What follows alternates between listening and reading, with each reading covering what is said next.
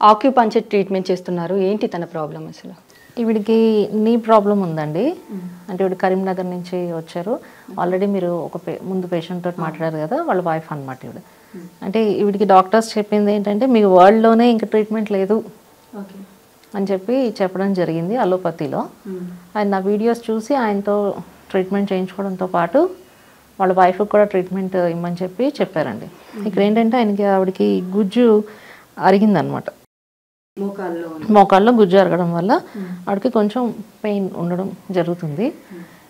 దీంట్లో ఆక్యుపంక్చర్ విధానంలో ఏంటంటే మనము బ్లడ్ సర్క్యులేషన్ ఎక్కడైతే ఆగిపోయిందో దాన్ని సర్క్యులేట్ చేయగలుగుతామండి ఫస్ట్ థింగ్. తర్వాత ఇంకొకటి ఏంటంటే మన ఆయుర్వేదిక్ సపోర్ట్ కూడా ఇక్కడ ఇస్తాం అనమాట గుజ్జు తయారవడానికి. దీంట్లో నా దగ్గర వచ్చిన ప్రతి ఒక్క పేషెంట్కి నేను చేసేది ఎలా ఉంటుందంటే ఓన్లీ నీ ప్రాబ్లం కదా అని చెప్పి నీకు మాత్రమే ట్రీట్మెంట్ ఇవ్వడం కాదండి. ఆర్గాన్స్ ఏవైతే మన బాడీలో ఉన్నాయో ప్రతి ఒక్క ఆర్గాన్కి కూడా ట్రీట్మెంట్ చేయడం జరుగుతుంది. అంటే మ్యామ్ ఇప్పుడు ఏంటంటే నీ పెయిన్ వచ్చిందంటే నీ దగ్గరే ట్రీట్మెంట్ చేస్తారు కదా, మీరేంటి హ్యాండ్లో చేస్తున్నారు? అదేనండి, మిగతా వాళ్ళు ఏంటంటే జస్ట్ కాలు అంటే కాలు కని మాత్రమే చేసేస్తారు. ఇక్కడ యాక్చువల్గా మనకి పాయింట్స్ అన్నవి హ్యాండ్లో తీసుకోవాలి. ప్రతి ఒక్క ఆర్గాన్ని మనం బ్యాలెన్స్ చేయాలి. ఇప్పుడు నీలో ప్రాబ్లం వచ్చింది అంటే ఖచ్చితంగా కిడ్నీలో మీకు ఇన్బ్యాలెన్స్ అయి ఉంటుంది అనమాట. కిడ్నీలో యూరిక్ యాసిడ్ లెవెల్స్ పెరిగి ఉండొచ్చు. ఏదో ఒక ప్రాబ్లం అయితే ఖచ్చితంగా కిడ్నీ మీద ఉంటుంది, కిడ్నీ మీద ప్రభావం పడుతుంది. మరి దానికి ఎవరు బ్యాలెన్స్ చేస్తారు? ఇప్పుడు డాక్టర్ అంటే ఏంటండి, మీరు వచ్చారు అంటే 100 సార్లు మా చుట్టూ తిరగకూడదు. మీరు సాటిస్ఫై అయ్యి మీ దగ్గర నుంచి మాకు 10 మంది పేషెంట్లు రావాలి, కానీ మీరే మా చుట్టూ తిరుగుతూ ఉన్నారంటే మాకు తగ్గలేదు, ఒకసారేమో కాలు నొప్పని, ఒకసారేమో తలనొప్పని, ఒకసారేమో నడుము నొప్పని ఇలా వచ్చారనుకోండి, అది కరెక్ట్ ట్రీట్మెంట్ కాదండి. ఆక్యుపంక్చర్ సిస్టమ్ విధానంలో ఏంటంటే మనమంతా కూడా ఒకేసారి ట్రీట్మెంట్ ఇచ్చేయాలి. 2-3 సార్లు ఇవ్వడానికని కాదు, ఒకేసారి ఇవ్వాలి. మీరు ఏ ప్రాబ్లమ్స్ ఉన్నా కూడా ఒకేసారి వాళ్ళకి ట్రీట్మెంట్ ఇవ్వాలి. అంటే ముందే నేను అన్నీ అడిగేస్తాను బాడీలో ఏమేమి జరుగుతుంది అని చెప్పి.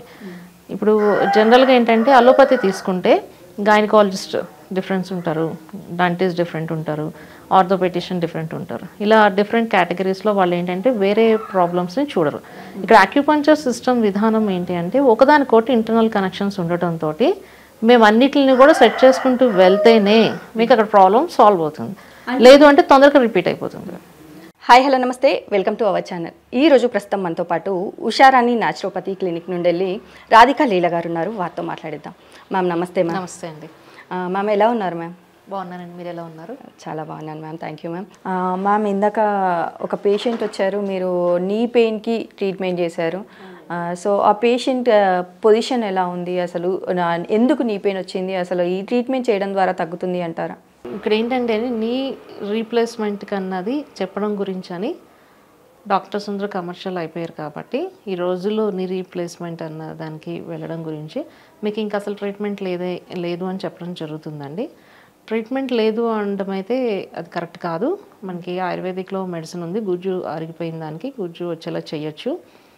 ఎక్కడైతే మనకి బ్లడ్ సర్క్యులేషన్ ఆగిపోయి ఉందో దానికి మనం ఆక్యుపంక్చర్ సపోర్ట్ తీసుకుని ఆర్గాన్స్ అన్నిటిని యాక్టివేట్ చేస్తూ అక్కడ ఆవిడకి బ్యాలెన్స్ అయ్యేలాగా మనము ఆక్యుపంక్చర్లో చేయగలమండి.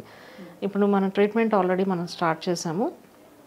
ఆవిడకి కూడా 20 to 30 సిట్టింగ్స్ అయితే మనం చేయాలి. చేసిన తర్వాత ఖచ్చితంగా ఇంప్రూవ్మెంట్ ఉంటుంది. ఫస్ట్ సిట్టింగ్కి సెకండ్ సిట్టింగ్కి డిఫరెన్స్ ఏంటంటే ఆవిడకి స్లీప్లో బాగుంది, అంటే బాగా నిద్ర పట్టిందని చెప్పారు. కొంచెం లైట్నెస్ కూడా కనిపించిందని ఆవిడకి తెలిసింది డిఫరెన్స్ అని. అంటే ఫస్ట్ సిట్టింగ్లోనే ఆవిడకి ఇంప్రూవ్మెంట్ స్టార్ట్ అయిపోయింది. ఇప్పుడు నెమ్మదిగా సిట్టింగ్స్ చేయించుకునేటప్పుడు అది కూడా సెట్ అయిపోతాయండి.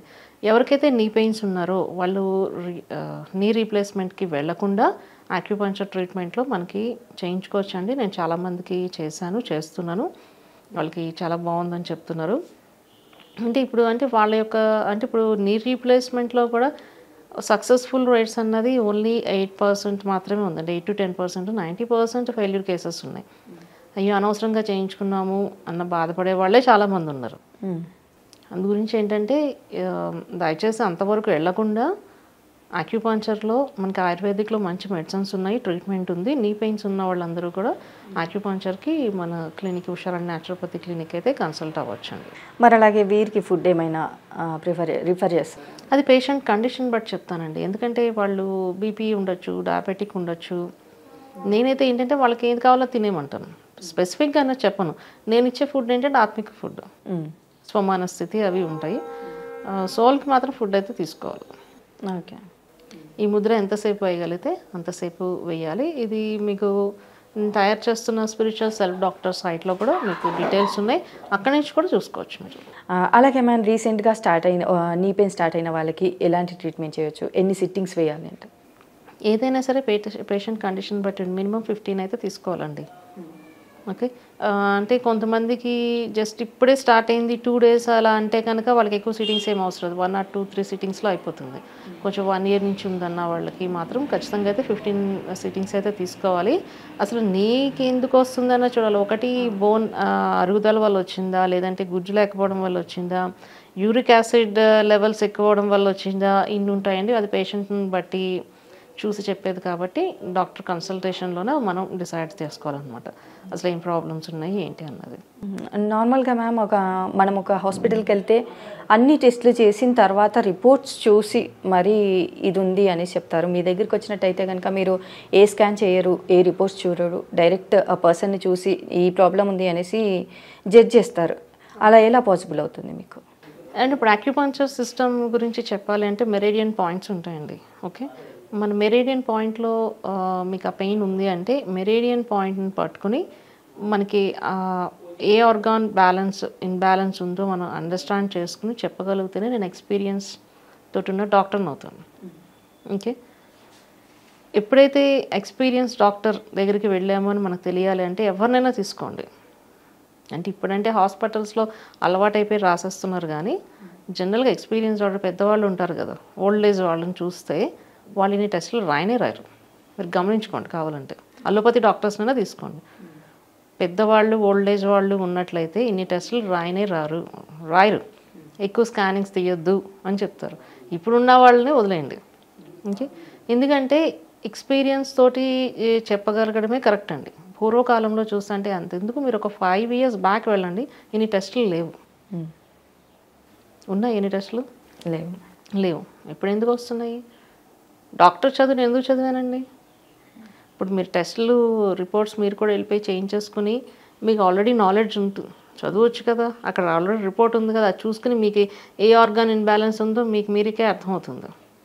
అది దాని గురించి అని చెప్పి నా దగ్గరికి రావాల్సిన అవసరమే లేదు. టెస్టులు చూడకుండా చెప్పగలిగితేనే రియల్గా మేము డయాగ్నోస్ చేసినట్టు, అంటే మాకు ఎక్స్పీరియన్స్ ఉందని అర్థం. లేకపోతే మాకు ఎక్స్పీరియన్స్ లేదు, ఏదో చేస్తున్నామంటే చేస్తున్నాం అంటే అంత డయాగ్నోస్ కూడా మా దగ్గర ప్రాపర్గా లేదు. అక్యుపంక్చర్ సిస్టమ్ అన్నది ఋషుల కాలం నుంచి ఉందండి. ఋషుల కాలం టైంలో ఏం టెస్టులు ఉన్నాయండి? ఏమన్నా ఉన్నాయా? ఏమీ లేదు. అంతా ఆత్మిక శక్తే కదా. ఆత్మిక శక్తి ద్వారా పర్సన్ని రీడ్ చేసేవారు, అర్థమైపోయేది, దానికి మెడిసిన్ అయితే ఇచ్చేవారు. ఇప్పుడు కూడా అందరికీ కూడా ఆత్మిక స్థితిలోకి వెళ్ళమని చెప్తున్నాను. ప్రతి ఒక్కరిని కూడా స్పిరిచువల్ సెల్ఫ్ డాక్టర్గా మారమని చెప్తున్నాను. అందు గురించి అని చెప్పి నేను టెస్టులు అన్నది ఎక్కువ ఇరిగితే మాత్రం, అంటే ఫ్రాక్చర్ అయ్యింది, పడ్డారు, అలాంటి కేసెస్లో వెళ్ళాలి. కొన్ని స్పెసిఫిక్ కేసెస్లో వెళ్ళమని చెప్తాను. అది కూడా నేను డీల్ చేయను, హాస్పిటల్స్కి పంపిస్తాను. నా చేతిలో ఉన్నంత వరకు మాత్రం నేను చేయగలుగుతానండి. అందులో నేను మళ్ళీ ఇంకొకసారి రిపీట్ చేస్తున్నాను, ఎక్స్పీరియన్స్ డాక్టర్స్ దగ్గరికి వెళ్ళాము, ఎక్స్పీరియన్స్ వీరికి ఉందా లేదా అని టెస్ట్ చేయాలి అనుకుంటే మీకు ఎలాంటి టెస్ట్ లేకుండానే మీ యొక్క ప్రాబ్లం ఏంటో డయాగ్నోస్ చేయగలగాలి. అప్పుడే వాళ్ళు రియల్ డాక్టర్ అవుతారు, రియల్ అక్యుపంక్చరిస్ట్ అవుతారు. అంటే మెరిడియన్ పాయింట్స్ని పట్టుకుని చెప్పగలిగితే. లేదు అంటే మిగతా వాళ్ళు చేస్తున్నట్టు జస్ట్ కమర్షియల్ పర్పస్ వెళ్ళిపోతున్నాం అని అర్థం. అది పేషెంట్స్ ఆలోచించుకోవాలి. సో ఇందాక వచ్చిన పేషెంట్కి అసలు నీ పెయిన్ అనేది లైక్ ఏ స్టేజ్లో ఉంది అంటారు? అది చాలా క్రానిక్ కేస్ అండి, టైం పడుతుంది. అంటే మెడిసిన్స్ ఇచ్చాము, ఒక 2 months 3 months సెట్ అయిపోతుంది. 30 sittings కన్నా నేను ఎక్కువేమి ఇవ్వను.